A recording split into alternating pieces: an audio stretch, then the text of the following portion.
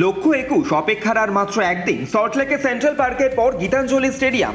21শে জুলাই উপলক্ষে মালদা থেকে শহরে আসতে শুরু করেছেন তৃণমূল কংগ্রেসের কর্মী সমর্থকেরা।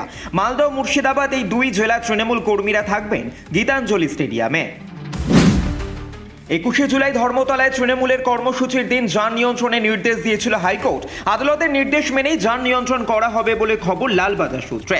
আগামী সোমবার কোন রাস্তায় কতক্ষণ কি ট্রাফিক বিধিনিষেধ থাকবে একটি বিজ্ঞপ্তি দিয়ে তা জানিয়ে দিয়েছে পুলিশ। তৃণমূলের 21শে জুলাই মহাসমাবেশ নিয়ে একগুচ্ছ শর্ত বেঁধে দিয়েছে হাইকোর্ট। শুক্রবার ট্রাফিক নিয়ন্ত্রণে বড় নির্দেশ দিয়েছে কলকাতা হাইকোর্ট। 21শে জুলাইয়ের প্রস্তুতি খতিয়ে দেখতে এবার শহরের বিভিন্ন রাস্তায় যানজটের ব্যবস্থাপনা খতিয়ে দেখলেন কলকাতা পুলিশ কমিশনার মনোজ ভার্মা। পানিহাটিতে বাড়ি ভেঙে চাপা পড়ে মৃত এক। পানিহাটি পুরসভার 3 নম্বর ওয়ার্ডের ঘটনা। মৃত দেবকুমার শ্রীমানি, বয়স 60। বাড়িটি প্রায় 200 বছরের পুরনো। শুক্রবার রাতে হুড়মুড়িয়ে ভেঙে পড়ে বাড়িটি।